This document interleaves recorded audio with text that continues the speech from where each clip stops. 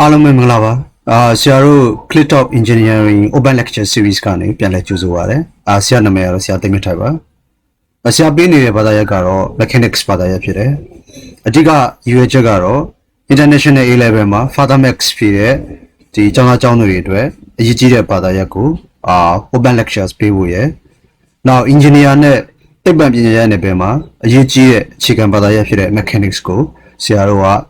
ဒီအခမဲ့သင်ယူခွင့်ရအောင်ဆရာတို့ကပေးခြင်းနဲ့ရည်ရွယ်ချက်ဖြစ်တယ်။အဲ့တော့ဒီဆရာတို့ရဲ့ lecture တွေမှာအဓိကအသုံးပြုတဲ့စာအုပ်ကတော့ International A Level Pearson ကထုတ်တဲ့ Further Mechanics စာအုပ်ဖြစ်တယ်။အဲ့တော့ဒီဆရာတို့အရင် open lecture တွေမှာဒီ projectile motion နဲ့ပတ်သက်ပြီးတော့အခြေခံ theory နဲ့နမူနာပုဒ်စာတွေကိုတော်တော်များများတွက်ပြခဲ့ပြီးသားဖြစ်တယ်။ဒီနေ့မှာတော့ဒီ textbook ထဲက exercise 1မှာရှိရဲ့ problem နှစ်ခုကိုဆရာတို့ကတွက်ပြပါဖြစ်တယ်အားလုံးအားကြောင့်မလို့ဆရာတို့နဲ့အတူဒီlive ပြီးတော့ video လေးကြည့်ရင်းနဲ့ဆရာတို့တွက်ကြည့်ကြဖို့ဆရာတို့ကဖိတ်ခေါ်တယ်အဲ့တော့အားလုံးကိုဆရာတို့စောစောကပြောထားတဲ့အတိုင်းပဲသုံးမြင့်မဲ့ textbook ဒီ Pearson Edexcel International ကထုတ်တဲ့ Mechanics 2ဘာသာရပ်textbook ဖြစ်တယ်ဟုတ်ပြီနော်အဲ့တော့ဒီနေ့ကြည့်မဲ့ problem တွေကပထမတစ်ပုဒ်ကတော့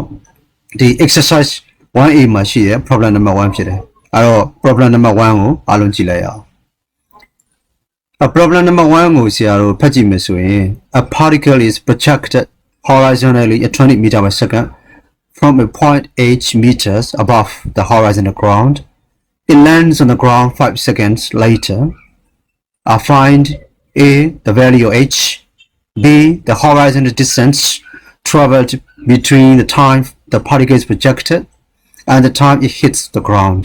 ဒါတော့ဆရာတို့ကဥစ္စာရဲ့မိကုံးဖြစ်တယ်အဲ့တော့မိကုံးကိုသုံးသပ်ရင်ဒီ particle ဒီ horizontally projected လို့ပြောတဲ့အတွက်ဆရာတို့ initial speed ဒီy ဘက်မှာ 0 နဲ့ x ဘက်မှာပဲရှိမယ်အဲ့ဒါကြီး20 meter per second ဖြစ်တယ်ဟုတ်ပြီနော်အဲ့တော့သူဒီ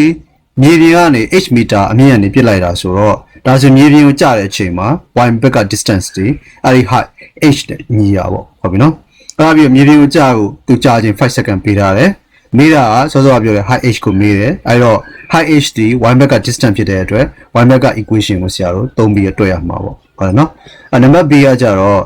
ဒီတိုင်းအစကနေပြီးတော့မြေပြင်ကိုရိုက်ခတ်တဲ့အချိန်ထိသူသွားခဲ့တဲ့ horizontal distance ဒါဆိုရင် x ဘက်က distance ဆရာတို့က h ကိုမေးတာပေါ့ဒီပုဒ်စာဒီထွေထူးပြီးတော့ strategize လုပ်เสียဘာမှခက်ခဲမပါတာဖြစ်တဲ့အတွက်ဆရာတို့ကသူ့ကိုအများကြီးစဉ်းစားပြီးတော့ဒီမှာမပြတော့ဘဲနဲ့ဒီsolution ကိုပဲဆရာတို့ကတိုက်ရိုက်တန်းပြီးတော့ကြည့်လိုက်ရအောင်ဟုတ်ပြီနော် Okay အဲ့ဒါဆိုရင်ဆရာတို့ပုဒ်စာတွေလေးကိုကြည့်လိုက်ရအောင်ဟုတ်ပြီနော်အဲ့တော့ဒီပုဒ်စာမှာကြည့်ရင်စောစောကပြောထားတဲ့အတိုင်းပဲဒီဆရာတို့ကပုဒ်စာသည် exercise 1A မှာရှိတဲ့ problem number 1ကိုဆရာတို့တွက်နေတာဖြစ်တယ်အဲ့တော့အဲ့မှာကြည့်ရင် horizontally projected ဖြစ်တဲ့အတွက် x direction က initial speed u သည်20ဖြစ်ပြီးတော့ y direction က initial speed u သည်0ရအောင်နော် y ဘက်က ground ကနေ height h မှာရှိရတဲ့အတွက်ground ကိုရိုက်တဲ့အချိန်မှာ y ဘက်က height သည် h ပေါ့ရအောင်နော် ground ကိုရိုက်တဲ့အထိကြာချိန်သည်5 second ဒါကိုဆရာတို့ပုံလေးနဲ့ကြည့်လိုက်ပုံနဲ့ကြည့်ရင် time 0မှာရဝတ္ထုသည် horizontally projectile လောက်လိုက်တာဖြစ်တဲ့အတွက် initial speed သည်ဆရာတို့က20 meter per second ဖြစ်မယ်ဟုတ်ပြီနော်အဲ့ဒါပြီးရင် of course ပြီး projectile motion ဖြစ်တဲ့အတွက် y ဘက်က motion သည် velocity နဲ့acceleration နဲ့သည် vertically downward နှစ်ခုလုံးဖြစ်တဲ့အတွက် accelerating motion ဖြစ်တယ် x ဘက်က motion ကကြတော့ x ဘက်မှာပြင်ပါအားတွေတစ်ခုမှမရှိတဲ့အတွက် constant velocity ဒါမှမဟုတ် uniform velocity နဲ့သွားမဲ့ motion ဖြစ်တယ်ဟုတ်နော်အဲ့တော့ time 5 second ရောက်တဲ့အချိန်မှာသူမြေပြင် ground ကိုဆရာတို့ရက်ခတ်ပြီးပေါ့ပု္ပ္ပစာမေးတာသည်ဒီ time 5 second အတွင်းမှာမြေပြင် ground ကိုရိုက်တဲ့အချိန်မှာသူသွားခဲ့တဲ့ distance height ကိုမေးရဲဆိုတော့အဲ့ဒါသည်ဆရာတို့က y ဘက်က distance ဒီ h နဲ့အတူတူပဲပေါ့ပြီးရင်စထွက်တဲ့နေရာကနေဒီရိုက်ခတ်တဲ့မြေပြင်ရိုက်ခတ်တဲ့အထိ horizontal distance ဆိုတော့ h ကိုမေးတာပေါ့ရအောင်နော်ဒါဆိုရင်ဆရာတို့ကတွက်ချက်မှုကရှင်းရှင်းလင်းလင်းပါဟုတ်တယ်နော်အဲ့ဒါဆရာတို့ကသူ့ကိုsolution နဲ့တကွာကြည့်လိုက်ရအောင်ဟုတ်ပြီနော်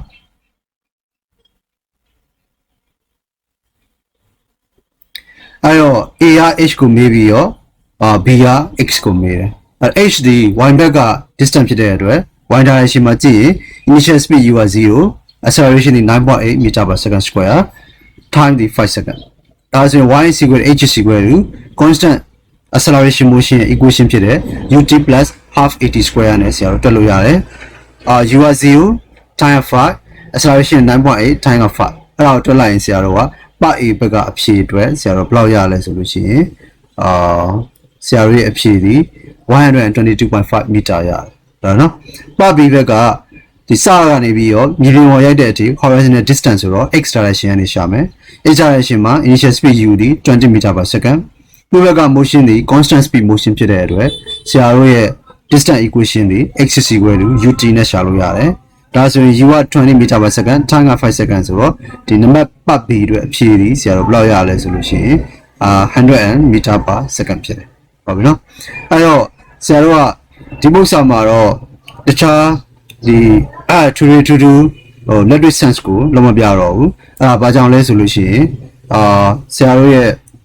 ဒီလက်တွေ့ sense ကအရင်ရှိတဲ့ပု္ပ္ပာတွေနဲ့အတူတူဖြစ်တယ်ပု္ပ္ပာကလည်းယူရှင်းနေလို့ဖြစ်တယ်ဟုတ်ပြီနော်အဲ့တော့ဒီပု္ပ္ပာကိုနားလည်ပြီဆိုရင်ဆရာတို့ကနောက်ထပ်exercise 1A ကနေ problem 2ကိုကြည့်လိုက်အောင် okay အားလုံးအားဆိုရင်ဆရာတို့problem number 2ကိုကြည့်လိုက်အောင်problem number 2ကိုအတူတူဖတ်ကြည့်ရင် a particle is projected horizontally with a velocity of 18 meter per second find the horizontal and vertical components of the displacement of the particle from the point of projection after 2 seconds and the distance of the particle from the point of projection after 2 seconds အဲ့တော့ဒါဆိုရင်problem 2မှာဆရာတို့ကြည့်လိုက်ရင်သူလည်းပဲ horizontally projected ဆိုတော့ y ဘက်က initial velocity 0 x ဘက်က initial velocity u ဒီ18 meter per second ဟုတ်ပြီနော်အဲ့တော့သူမြေကြီးကိုရိုက်ခဲ့တဲ့အချိန်မှာsorry သူဗာမေးလဲဆိုတော့ point of projection ကနေ2 second အကြာမှာရှိရဲ့horizontal နဲ့ vertical distance ကိုသူမေးတာပေါ့ဟုတ်နော်အဲ့တော့ဒါမြေကြီးကိုရိုက်ခဲ့တဲ့အချိန်ကိုသူပေးမထားဘူး2 second ဖြစ်တဲ့အချိန်ပေါ့ဘယ်လောက်နေရလို့ဆရာတော့မပါဘူးဟုတ်နော်အဲ့တော့နံပါတ် B က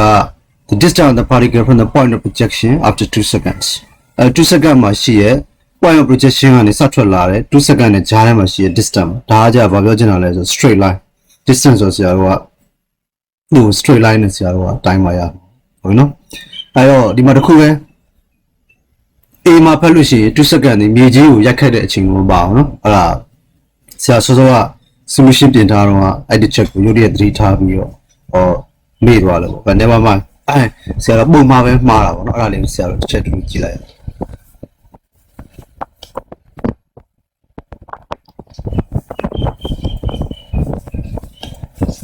အဲ့တော့ဆရာရဲ့ဒီ solution မှာကြည့်လို့ရှိရင်အားလုံးကိုမင်းတို့တွေ့တဲ့အတိုင်းဟုတ်နော်အဲ့မှာမင်းတို့မြင်နေရတဲ့အတိုင်းပဲဆရာတို့ဘာရှိလဲဆိုလို့ရှိရင်ဆရာပုံမှာတွေမှာမှားတာတော့ဆရာတို့တစ်ခုပဲပေါ့ဟုတ်နော်အားလုံးမင်းတို့ပြောထားတဲ့အတိုင်းပဲ2 second ဒီမြေပြင်ကိုရိုက်တဲ့အချိန်ပေါ့အဲ့ဒါကြာဆရာတို့ကဘယ်လိုဖြစ်မလဲဆိုလို့ရှိရင်ဒီ xy ဒီ2 second ကြာတဲ့အချိန်လိုပဲပေးထားတယ်ဆရာတို့ကြံတာမသိဘူးဥပမာပေါ့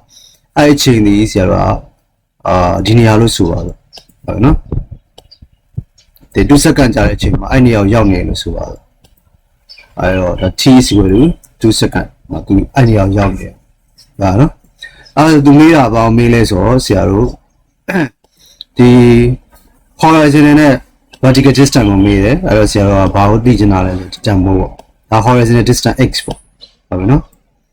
အဲ့ဒါ vertical distance ဒီ y ဒီအောင်မေးတယ် y ရတာပေါ့ဟုတ်ပြီနော်အဲ့ဆရာတို့ကအဲ့နှစ်ခုရှာပေးရမယ်ပတ် A ကပတ် B ကကြာသူဘာမေးလဲဆိုလို့ရှိရင်ဒီ horizon ဒီ point of projection ဒီနေရာပေါ့အဲ့နေရာနဲ့2 second မှာရှိရဲ့ဂျားမှာရှိရဲ့ဆရာတို့ distance ပေါ့ဒီကောင်မေးတာ d ကိုမေးတာပေါ့ဒါနော်အဲ့ d ကိုကြည့်လိုက်ရင် d ဒီဆရာတို့က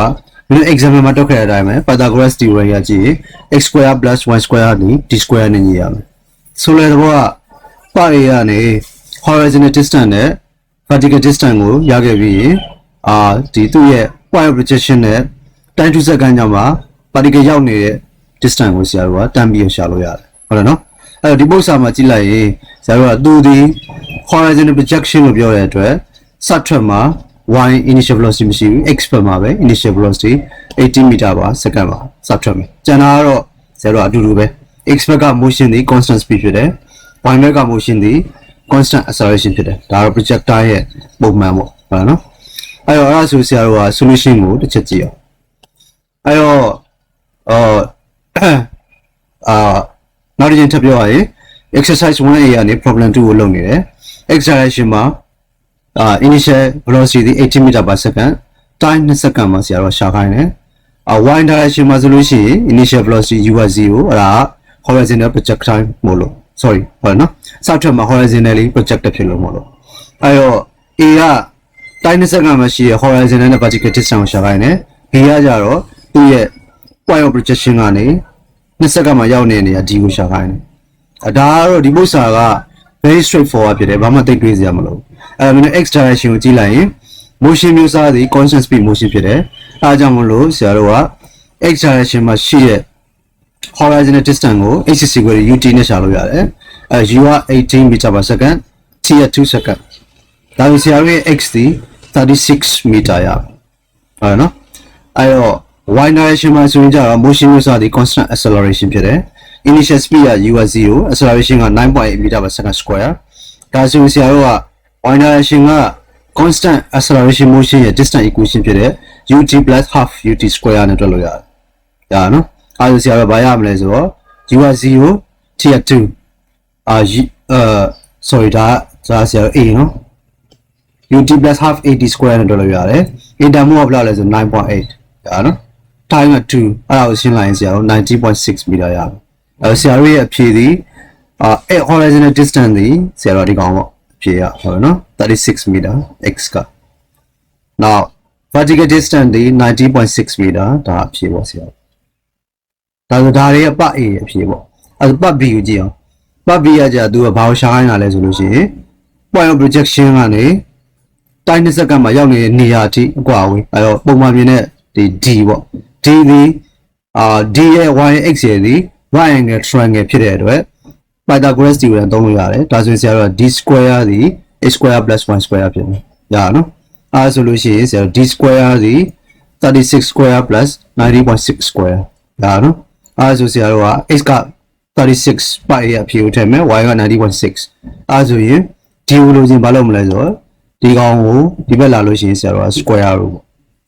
အဲတော့ d ဒီဆရာတို့က square root က36 square plus 90.6 square အဲ့တော့အဖြေဘယ်လောက်ရလဲဆိုရင် d ဒီ41 meter ရတယ်။ဒါနော်အဲ့တော့ calculator ကိုနှိပ်လိုက်ရင်ဆရာတို့ဘယ်လောက်ရလဲဆိုတော့ 40.9897 ဆိုပြီးရတယ်။ဒီနေရာမှာဆရာတို့ကသူ့ကို rounded ယူမယ်ပေါ့နော်။ round ယူမယ်ဆိုတော့ကြတော့ပေးထားတဲ့